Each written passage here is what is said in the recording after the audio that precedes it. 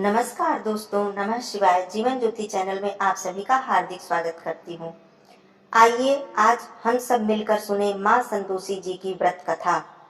शुक्रवार के दिन माँ संतोषी जी का व्रत और पूजन किया जाता है और पूजा के दौरान माता जी की कथा सुनी जाती है और अंत में आरती कही जाती है। आइए हम सब भक्त मिलकर माँ संतोषी जी की व्रत कथा का श्रवण करते हैं। एक बुढ़िया थी, उसके 7 बेटे थे। 6 कमाने वाले थे जबकि एक निकम्मा था। बुढ़िया 6 बेटों की रसोई बनाती, भोजन कराती और उनसे जो कुछ भी जूठन बचती थी वह 7वें को दे देती थी। एक दिन वह पत्नी से बोला, देखो मेरी माँ मुझे कितना प्रेम करती है। वह बोली, क्यों नहीं, वह सबका जूठा जो तुमको खिलाती है। वह बोला, नहीं, ऐसा नहीं हो सकता है। मैं जब तक अपनी आंखों से न देख लूं तब तक मैं नहीं मान सकता। बहू हंसकर बोली, जब देख लोगे तब तो मानोगे ना। कुछ दिन बाद घर में त्योहार आया। 7 प्रकार के भोजन बने, चूरमे के लड्डू बने। वह जांचने के लिए सिर को दुखने का बहाना बनाकर पतला वस्त्र ओढ़कर रसोई में लेट गया। वह कपड़े के अंदर से सब कुछ देखता रहा। 6 भाई भोजन करने आए। उसने देखा कि माँ ने उनके लिए सुंदर आसन बिछा रखा है, नाना प्रकार की रसोई परोसी और आग्रह करके उनको खिलाया। वह देखता रहा। 6 भोजन करके उठ गए, तब माँ ने उनकी जूठी थाली में से लड्डुओं के टुकड़ों को उठाकर एक लड्डू बनाया और जूठन को साफ करके बुढ़िया ने उसे पुकारा, बेटा 6 भाई भोजन करके चले गए, अब तू ही बचा है, आ उठकर खा ले। वह कहने लगा, माँ मुझे भोजन नहीं करना है, अब मैं परदेश को जा रहा हूँ। माँ ने कहा, कल को जाता है तो आज ही चला जा। वह बोला, हाँ मैं आज ही जा रहा हूँ। यह कहकर वह घर से निकल गया। चलते समय पत्नी की याद आई। वह गौशाला में कंडे थाप रही थी। वहां जाकर बोला कि हम परदेश को जा रहे हैं, तुम संतोष से अपने धर्म का पालन करना। वह बोली, आप जाइए, आनंद से रहिए, मेरी चिंता मत करिए, ईश्वर मुझे सहारा देंगे, लेकिन कुछ अपनी निशानी देकर जाइए जिससे मैं अपने मन में धीरज रखूं।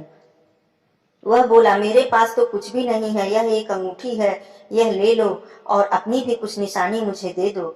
वह बोली, मेरे पास क्या है, यह गोबर भरा हुआ हाथ है। यह कहकर उसकी पीठ पर गोबर की एक थाप मार दी।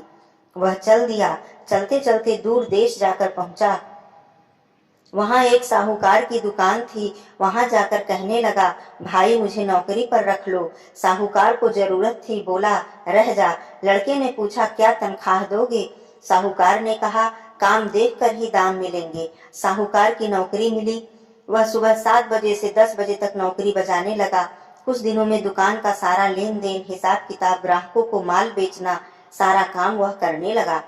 साहूकार के 7-8 नौकर थे। वे सब चक्कर खाने लगे कि यह तो बहुत होशियार बन गया है। सेठ ने भी काम देखा और 3 महीने में ही उसे आधे मुनाफे का हिस्सेदार बना दिया। वह कुछ वर्ष में ही नामी सेठ बन गया और मालिक सारा कारोबार उस पर छोड़कर चला गया।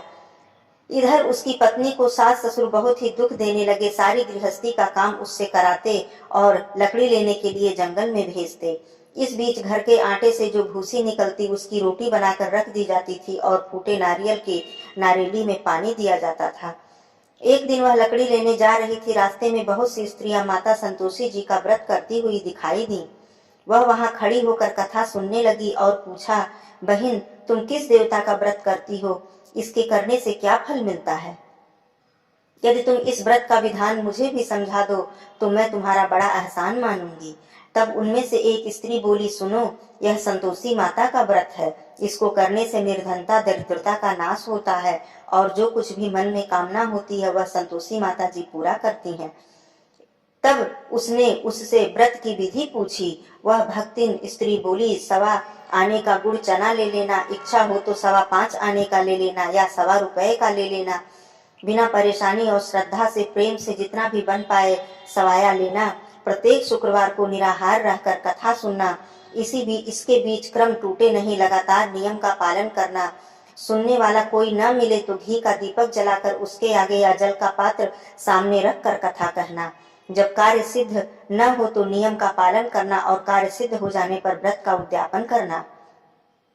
यदि किसी के ग्रह खोटे भी हों तो माता वर्ष भर में यह कार्य सिद्ध कर देती हैं। फल सिद्ध होने पर उद्यापन करना चाहिए, बीच में नहीं।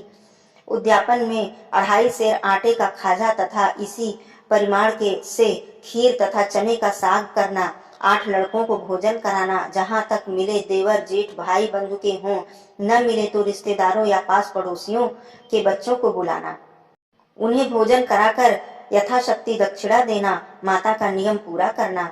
उस दिन घर में खटाई न खाना। यह सुनकर बुढ़िया के लड़के की बहू चल दी। रास्ते में लकड़ी के बोझ को बेच दिया और उन पैसों से चना गुड़ लेकर माता जी की व्रत की तैयारी करने लगी और सामने मंदिर देखकर पूछने लगी, यह मंदिर किसका है? सब कहने लगे, यह संतोषी माता जी का मंदिर है। यह सुनकर माता के मंदिर में जाकर चरणों में लौटने लगी, दीन होकर विनती करने लगी, माँ मैं निपट अज्ञानी हूँ, व्रत का कुछ भी नियम नहीं जानती हूँ, मैं दुखी हूँ। हे माता, हे जगत जननी, मेरा दुख दूर करो, मैं तेरी शरण में आई हूँ। माता को दया आ गई।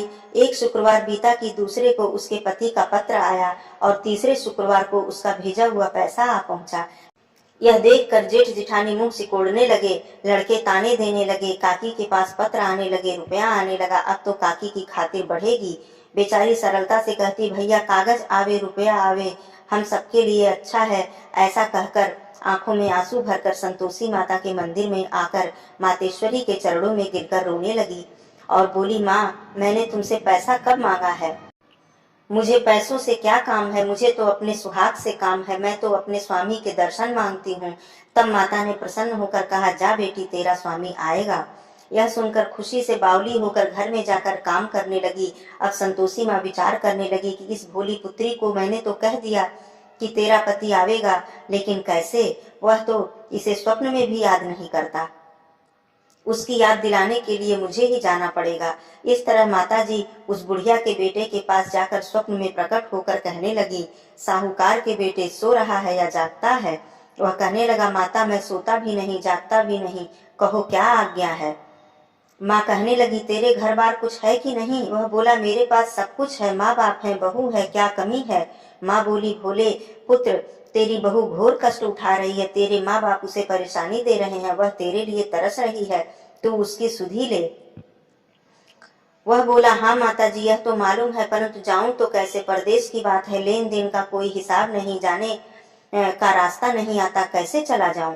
माँ कहने लगी, मेरी बात मान, सवेरे नहा धोकर संतोषी माता का नाम ले, घी का दीपक जलाकर दंडवत कर दुकान पर जाकर बैठ जा, जमा का माल बिक जाएगा, सांझ होते होते धन का भारी ढेर लग जाएगा। अब उस बूढ़ी की बात मानकर वह नहा धोकर संतोषी माता को दंडवत घी का दीपक जलाकर दुकान पर जा बैठा। थोड़ी देर में देने वाला रुपया लाने लगे, लेने वाले हिसाब लेने लगे, कोठे में भरे सामान के खरीदार नगद दाम से सौदा करने लगे। शाम तक धन का भारी ढेर लग गया। मन में माता का नाम लेकर चमत्कार देखकर प्रसन्न होकर वह घर ले जाने के वास्ते गहना कपड़ा सामान आदि खरीदने लगा। यहाँ काम से निपट तुरंत घर को रवाना हुआ। उधर पत्नी जंगल में लकड़ी लेने जाती है, लौटते वक्त माता जी के मंदिर में विश्राम करती। वह तो प्रतिदिन रुकने का जो स्थान ठहरा। धूल उड़ती देख वह माता जी से पूछती है, हे माता, यह धूल कैसे उड़ रही है? माता कहती है, हे पुत्री, तेरा पति आ रहा है। अब तू ऐसा कर, लकड़ियों के 3 बोझ बना ले, एक नदी के किनारे रख, दूसरा मेरे मंदिर पर रख और तीसरा अपने सिर पर रख। तेरे पति को लकड़ियों का गट्ठर देख मोह पैदा होगा, वह यहाँ रुकेगा, नाश्ता पानी खाकर माँ से मिलने जाएगा। जब तू लकड़ियों का बोझ उठाकर जाना और चौक में गट्ठर डालकर जोर से आवाज लगाना, लो सासू माँ, लकड़ियों का गट्ठर लो, भूसी की रोटी दो, नारियल के खेपड़े में पानी दो, आज मेहमान कौन आया है? माता जी से बहुत अच्छा कहकर वह प्रसन्न मन से लकड़ियों के 3 गट्ठर बनाकर एक नदी के किनारे और एक माता जी के मंदिर पर रखा। इतने में मुसाफिर आ पहुंचा। सूखी लकड़ी देख उसकी इच्छा उत्पन्न हुई कि हम यहीं पर विश्राम करें और भोजन बनाकर खा पी कर गाँव जाए। इस तरह रुककर भोजन बनाकर विश्राम करके गाँव को गया। सबसे प्रेम से मिला। उसी समय सिर पर लकड़ी का गट्ठर लिए वह उतावली सी आती है, लकड़ियों का भारी बोझ आंगन में डालकर जोर से 3 आवाज देती है, लो सासू जी, लकड़ियों का गट्ठर लो, भूसी की रोटी दो, आज मेहमान कौन आया है? यह सुनकर उसकी सास बाहर आकर अपने दिए हुए कष्टों को भुलाने हेतु कहती है, बहू ऐसा क्यों कहती है? तेरा मालिक ही तो आया है, आ बैठ, मीठा भात खा, भोजन कर, कपड़े गहने पहन। उसकी आवाज सुनकर उसका पति बाहर आता है। अंगूठी देखकर वह व्याकुल हो जाता है। माँ से पूछता है, माँ यह कौन है? माँ बोली, बेटा यह तेरी बहू है। जब से तू गया तब से सारे गांव में भटकती फिरती है, घर का काम काज कुछ भी नहीं करती है, चार पहर आकर खा जाती है। वह बोला, ठीक है माँ, मैंने इसे भी देख लिया और तुम्हें भी। अब दूसरे घर का ताला दो, उसमें मैं रहूंगा। माँ बोली, ठीक है, जैसी तेरी मर्जी। तब वह दूसरे मकान की तीसरी मंजिल का कमरा खोल सारा सामान जमाया। एक दिन में राजा के महल जैसा ठाट बाट बन गया। अब क्या था, बहू सुख भोगने लगी। इतने में शुक्रवार आया। उसने पति से कहा, मुझे संतोषी माता के व्रत का उद्यापन करना है। पति बोला, खुशी से कर लो। वह उद्यापन की तैयारी करने लगी। जिठानी के लड़कों को भोजन के लिए कहने गई। उन्होंने मंजूर किया, परंतु पीछे से जिठानी ने अपने बच्चों को सिखा दिया, देखो भोजन के समय खटाई अवश्य मांगना, जिससे कि उसका उद्यापन पूरा न होने पाए। लड़के भोजन जीमने आए, खीर खाया, पेट भर खाया, परंतु बाद में खाते ही कहने लगे, हमें खटाई दो, खीर खाना हमको नहीं भाता है, देखकर अरुचि होती है। वह कहने लगी, भाई खटाई किसी को नहीं दी जाएगी, यह तो संतोषी माता का प्रसाद है। लड़के उठ खड़े हुए, बोले, पैसा लाओ। भोली बहू कुछ भी नहीं जानती थी, उसने पैसे दे दिए। लड़के उसी समय हट करके इमली खटाई ले आए और खाने लगे। यह देखकर बहू पर माताजी ने कोप किया। राजा के दूत उसके पति को पकड़कर ले गए। जेठ जेठानी मन माने वचन कहने लगे, लूट लूट कर धन भरा था, इकट्ठा कर कर लाया था, अब सब मालूम पड़ जाएगा, अब जेल की मार खाएगा। बहू से यह सब कुछ सहन नहीं हुआ। रोती हुई वह माता के मंदिर में गई और कहने लगी, हे माता, तुमने क्या किया? हंसा कर भक्तों को रुलाने लगी। माता बोली, बेटी तूने उद्यापन करके मेरा व्रत भंग किया है। वह कहने लगी, माता मैंने तो कुछ अपराध नहीं किया, मैंने तो भूल से लड़कों को पैसे दे दिए, मुझे क्षमा करो, मैं फिर से तुम्हारा उद्यापन करूंगी। माँ बोली, अब भूल मत करना। वह कहती है, अब भूल नहीं होगी, अब बतलाओ वे कैसे आवेंगे? माँ बोली, जा पुत्री, तेरा पति तुझे रास्ते में आता हुआ मिलेगा। वह निकली, राह में पति आता हुआ मिला। वह पूछी, कहाँ गए थे? वह कहने लगा, इतना धन जो कमाया है उसका टैक्स राजा ने मांगा था, वह भरने गया था।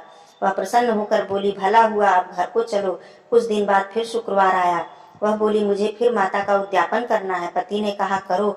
बहू फिर जेठ के लड़कों को भोजन करने के लिए कहने गई। जेठानी ने एक दो बातें सुनाई और सब लड़कों को सिखाने लगी, तुम सब लोग पहले ही खटाई मांगना। लड़के भोजन से पहले कहने लगे, हमें खीर नहीं खानी है, हमारा जी बिगड़ता है, कुछ खटाई खाने को दो। वह बोली, खटाई किसी को नहीं मिलेगी, आना हो तो आओ। ब्राह्मण के लड़के लाकर भोजन कराने लगी। यथाशक्ति दक्षिणा की जगह एक एक फल उन्हें दिया। संतोषी माता प्रसन्न हुई। माता की कृपा होते ही 9वें मास में उसके चंद्रमा के समान सुंदर पुत्र प्राप्त हुआ। पुत्र को पाकर प्रतिदिन माता जी के मंदिर को जाने लगी। माँ ने सोचा, यह रोज आती है, आज क्यों न मैं ही इसके घर चलूं। यह विचार कर माता ने भयानक रूप बनाया। गुड़ चने से सना मुख, ऊपर सूंड के समान होंठ, उस पर मक्खियां भिनभिना रही थीं। देहली पर पैर रखते ही उसकी सास चिल्लाई, अरे देखो रे, कोई चुड़ैल डाकिन चली आ रही है, लड़कों इसे भगाओ, नहीं तो ये किसी को खा जाएगी। लड़के भगाने लगे, चिल्लाकर खिड़की बंद करने लगे। बहू रोशनदान से सब देख रही थी, प्रसन्नता से पागल बनकर चिल्लाने लगी, आज मेरी माता मेरे घर आई है, आज मेरी माता मेरे घर आई है। वह बच्चे को दूध पीने से हटाती है, इतने में सास का क्रोध फट पड़ा। वह बोली, क्या उतावली हुई जा रही है? बच्चे को पटक दिया। इतने में माँ के प्रताप से लड़के ही लड़के नजर आने लगे। वह बोली, माँ, मैं जिसका व्रत करती हूँ यह वही संतोषी माता जी है। सबने माता जी के चरण पकड़ लिए और विनती करके कहने लगे, हे माता, हम मूर्ख हैं, अज्ञानी हैं, तुम्हारे व्रत की विधि हम नहीं जानते, व्रत भंग कर हमने बहुत बड़ा अपराध किया है। हे जगत माता, आप हमारा अपराध क्षमा करो। इस प्रकार माता प्रसन्न हुई। बहू को प्रसन्न होकर जैसा फल दिया वैसा माता सबको दे। जो पढ़े उसके सब मनोरथ पूर्ण हो, जो सुने उसके सब मनोरथ पूर्ण हो। बोलो माँ संतोषी जी की जय, बोलो संतोषी माता की जय। सभी का कल्याण हो। नमस्कार, नमः शिवाय।